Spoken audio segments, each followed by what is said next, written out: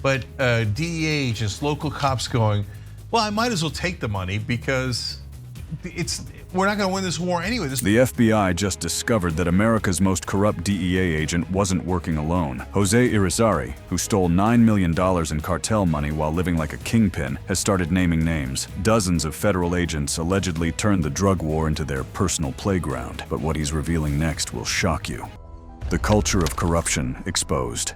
What if I told you that the very agents tasked with fighting America's drug war have been living it up in luxury hotels, partying with cartel money, and operating what one corrupt DEA agent called a very fun game? What if I told you that the most corrupt DEA agent in history has just blown the whistle on dozens of his former colleagues, revealing a culture of corruption so deep and so systemic that it makes you question everything you thought you knew about federal law enforcement? Today, we're diving into one of the most explosive scandals to rock the Drug Enforcement Administration in decades. This isn't just about one rogue agent going bad. This is about a web of corruption that spans continents, involves millions of dollars in stolen government funds, and reveals how the very people sworn to protect us have been betraying that trust in the most spectacular ways imaginable. But here's what makes this story even more incredible. The FBI's recent discoveries about DEA corruption aren't just isolated incidents. They're part of a pattern that reveals how deeply the cartels have penetrated American law enforcement and how the war on drugs has created the perfect breeding ground for the very corruption it was supposed to eliminate. Let me start by introducing you to a man whose name will forever be synonymous with federal law enforcement corruption: Jose Irizarry. Dubbed the most corrupt DEA agent in history, Irizarry ran what prosecutors describe as a decade-long money laundering and fraud scheme that reads like something out of a Hollywood thriller. But here's the twist that makes this story even more shocking. Irizarry claims he wasn't working alone. Think about that for a moment. Federal agents, people who took an oath to serve and protect, were allegedly using government resources and cartel money to fund what amounted to international vacation packages. They weren't just failing in their duty. They were actively participating in the very criminal enterprises they were supposed to be dismantling. Irizarry was sentenced to over 12 years in prison on February 6, 2025, after pleading guilty to 19 counts of corruption. But what makes his case particularly explosive is what he's revealed about his former colleagues. In extensive interviews with the Associated Press, Irizarry has painted a picture of systemic corruption that goes far beyond his individual crimes. So power corrupts, and absolute power corrupts absolutely,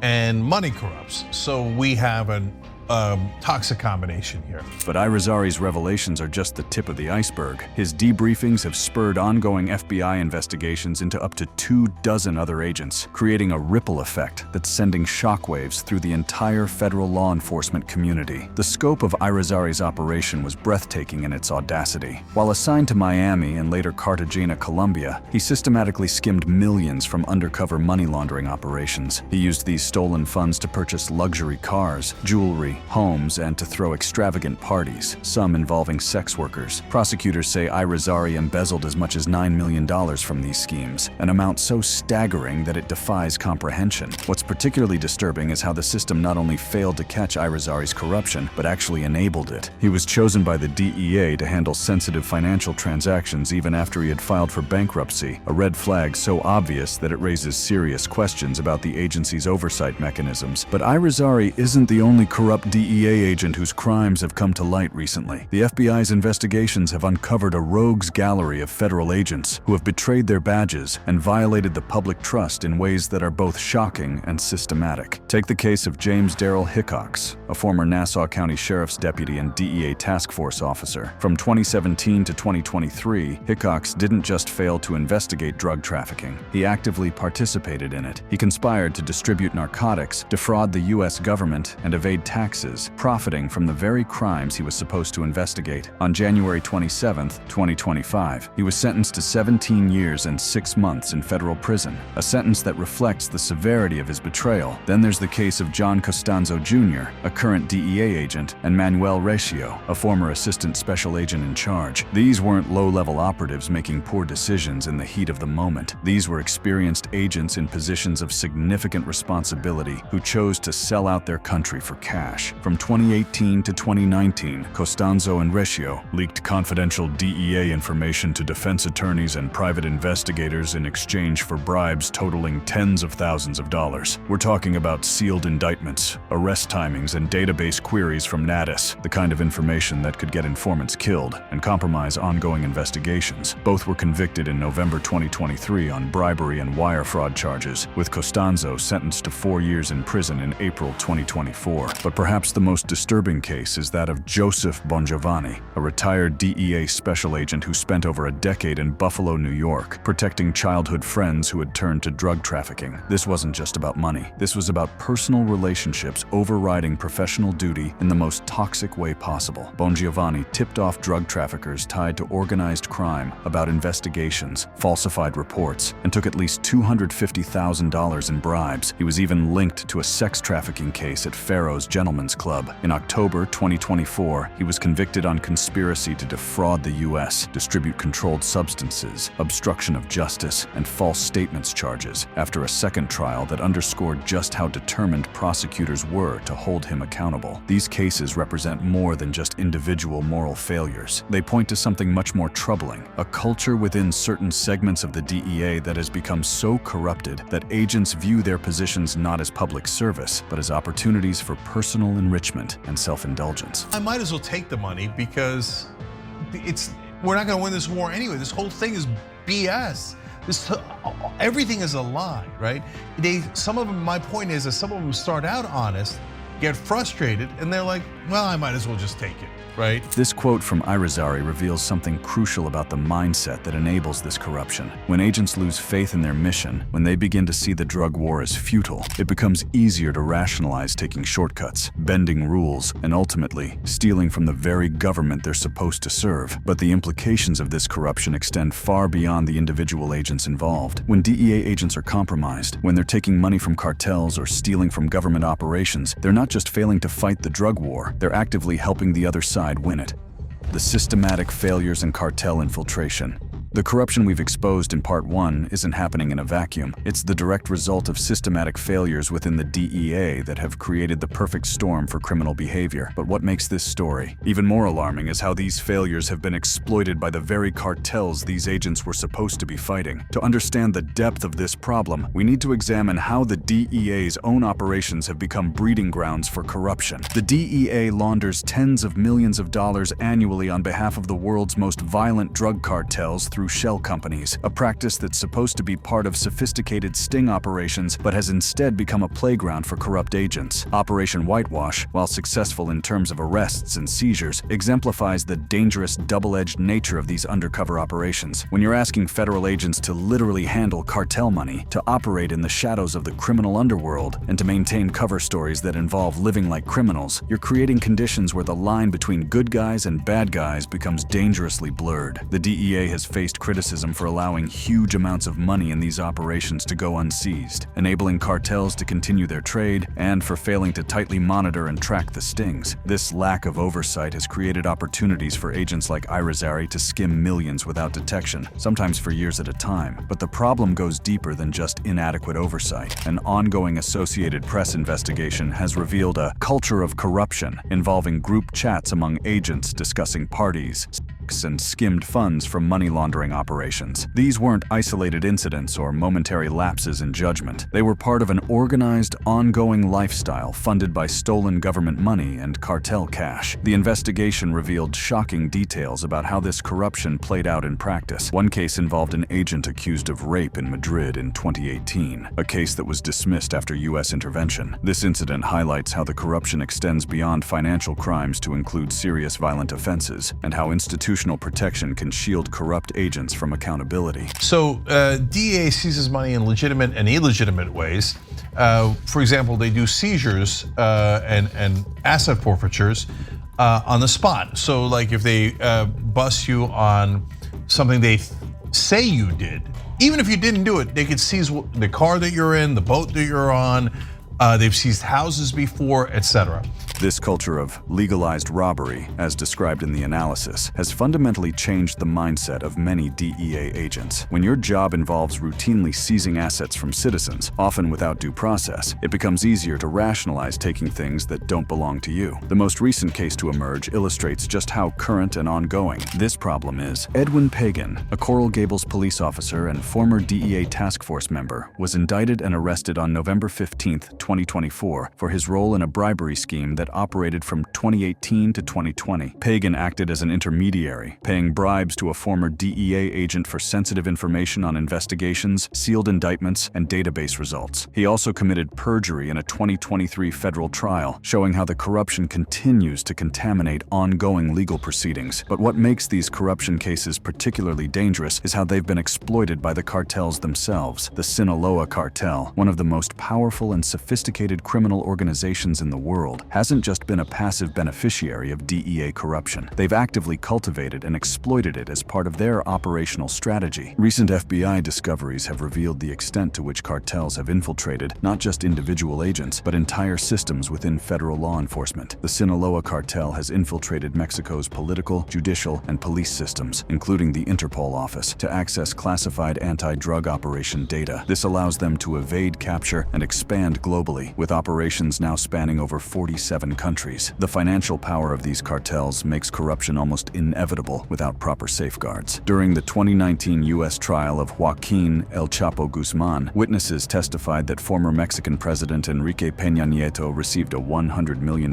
bribe from the cartel. When cartels have that kind of money to throw around, and when federal agents are handling millions in cash as part of their daily operations, the temptation becomes overwhelming. This infiltration has real-world consequences that go far beyond just money changing hands. Nathan Cohen, a former DEA special agent in Jacksonville, Florida, accepted cash bribes from confidential informant Francisco Gonzalez Benitez starting in 2016. Benitez was shipping drugs nationwide and using the bribes to influence DEA operations. Cohen pleaded guilty to bribery in August 2021, while Benitez was sentenced to over 11 years in 2022. The systematic nature of these failures becomes even more apparent when you consider the bureaucratic corruption that's also been exposed. In 2025, medical marijuana justice accused DEA officials including Administrator Ann Milgram, Thomas Provoznik, and Matthew Straight of obstruction and bias in delaying cannabis research applications, potentially defying court orders. While this represents a different type of corruption, bureaucratic rather than criminal, it highlights how the culture of unaccountability permeates the entire organization. The lack of proper guardrails isn't just an oversight, it's a fundamental failure of leadership and institutional design. When you're running operations that involve handling millions of dollars in cartel money, when you're asking agents to live deep cover among criminals, when you're operating in countries where corruption is endemic, you need ironclad systems to protect the integrity of your personnel. Instead, what we've seen is the opposite, a culture where flashy displays of wealth go uninvestigated, where agents filing for bankruptcy are given access to sensitive financial operations, where group chats about partying with cartel money are tolerated, and where serious crimes like rape are covered up rather than prosecuted. The FBI's recent discoveries have also revealed how this corruption has evolved and adapted to modern challenges. The rise of cryptocurrency has created new opportunities for both cartels and corrupt agents. In July 2025, the DEA and FBI seized over $10 million in cryptocurrency directly linked to the Sinaloa cartel in Miami, Florida. While this represents a success story, it also highlights how cartels are constantly adapting their methods, using digital currencies for money laundering due to their perceived anonymity. This seizure was part of Operation Take Back America, a multi-agency effort that has resulted in the seizure of 44 million fentanyl pills, 4,500 pounds of fentanyl powder, nearly 65,000 pounds of methamphetamine, and over 201,500 pounds of cocaine since January 2025. The operation has also led to more than 2,100 fentanyl-related arrests. But here's what makes these successes bittersweet. They're happening at the same time that we're discovering just how deeply corruption has penetrated the very agencies responsible for these operations. Advanced blockchain analytics were used to trace cryptocurrency transactions, highlighting the effectiveness of cross-agency collaboration when it works properly. But it also raises questions about how many other operations might be compromised by corrupt agents who could tip off cartels about impending raids or investigations. The international scope of this corruption cannot be overstated. Irizarry's operation involved a three-continent joyride that included choosing cities for money laundering pickups based on party party opportunities, or sporting events. This wasn't just domestic corruption. It was international organized crime being committed by federal agents. This brings us to perhaps the most troubling aspect of this entire scandal. Irizarry's claims that he wasn't acting alone, and that dozens of other agents were engaged in similar corrupt activities. His willingness to cooperate with investigators and name names has opened up what could be the largest corruption investigation in DEA history. The systematic failures we've documented here don't just represent individual moral failures or isolated incidents of corruption. They represent a fundamental breakdown in the institutional safeguards that are supposed to protect federal law enforcement from the very criminals they're fighting. When those safeguards fail, when corruption becomes normalized, when agents begin to see themselves as above the law they're sworn to enforce, the entire system becomes compromised.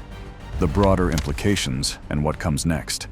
As we've seen in the first two parts of this investigation, the corruption within the DEA isn't just about a few bad apples. It's about systematic failures that have created opportunities for cartels to infiltrate and compromise American law enforcement at the highest levels. But what makes this story even more significant is what it reveals about the broader failures of the war on drugs itself and what the FBI's discoveries might mean for the future of federal law enforcement. The recent FBI findings represent more than just another corruption scandal. They represent a fundamental challenge to the entire approach that the United States has taken toward drug enforcement for the past 5 decades. When the very agents tasked with fighting the drug war begin to see it as, in Irizarry's words, a very fun game, something has gone fundamentally wrong with the entire enterprise. This sentiment that the drug war is unwinnable isn't just coming from critics or activists. It's coming from the agents who are supposed to be fighting it. When federal law enforcement officers lose faith in their mission, when they begin to see their work as futile, it creates a dangerous nihilism that can justify almost any behavior. But the implications of these FBI discoveries extend far beyond just philosophical questions about drug policy. They reveal concrete, ongoing threats to national security that demand immediate attention and action. Consider the scope of what we're dealing with. The Sinaloa Cartel, one of 6 Mexican drug trafficking organizations designated as global terrorist groups by the US government, now operates in over 47 countries worldwide. They're not just smuggling drugs, they're distributing cocaine, heroin, methamphetamine, fentanyl, cannabis, and MDMA on a global scale. The recent operations that have been successful despite the corruption show just how much damage could have been prevented if these agencies were operating at full capacity. The largest fentanyl seizure in DEA history occurred in Albuquerque, where 16 Sinaloa cartel members, including alleged ringleader Heriberto Salazar Amaya, were arrested. The DEA's Operation Last Mile seized fentanyl sufficient to provide a deadly dose to over 3.8 million people, demonstrating the scale of the threat we're facing. But here's what's truly chilling. How many operations like these have been compromised by corrupt agents? How many seizures didn't happen because cartels were tipped off? How many lives could have been saved if federal agents weren't actively working for the other side? The international dimension of this corruption cannot be overstated. Project Portero, a DEA initiative launched in August 2025, focuses on dismantling cartel gatekeepers who control smuggling corridors along the US-Mexico border. It includes a multi-week training program with Mexican investigators to enhance cross-border collaboration. But how can we trust this collaboration when we know that corruption has penetrated so deeply into both American and Mexican law enforcement? Analysis of arrest data shows disproportionately low arrests of Sinaloa members compared to rivals, suggesting favoritism. In 2025, U.S. sanctions targeted Sinaloa associates involved in bribery of foreign officials to aid narcotics and firearms trafficking. The Mexican government's own efforts against the Sinaloa cartel have been significant, but they're happening in the context of widespread corruption that makes every operation potentially compromised. In August 2025, the Mexican Army and National Guard conducted a major raid in Culiacan, Sinaloa, seizing 300 kilograms of crystal methamphetamine, 96 tons of chemical precursors, and 270,000 liters of additional chemicals from 8 warehouses. This was described as the largest seizure under the current administration. But even these successes are overshadowed by the broader pattern of corruption. Homicides in Sinaloa state rose 400% in 2025 due to factional conflicts following key arrests in 2024, highlighting how cartel infighting, potentially exacerbated by selective law enforcement, continues to destabilize entire regions. The financial aspect of cartel corruption is staggering in its scope and sophistication. Cartels use corruption to diversify into extortion, kidnapping, and resource theft, while providing regulations in areas they control. This creates what investigators call a shadow economy, where officials at every level level benefit from criminal activity, making corruption self-perpetuating and incredibly difficult to root out. High-ranking Mexican officials have been implicated in accepting millions in bribes, with witnesses testifying during El Chapo's trial that former President Enrique Peña Nieto received a $100 million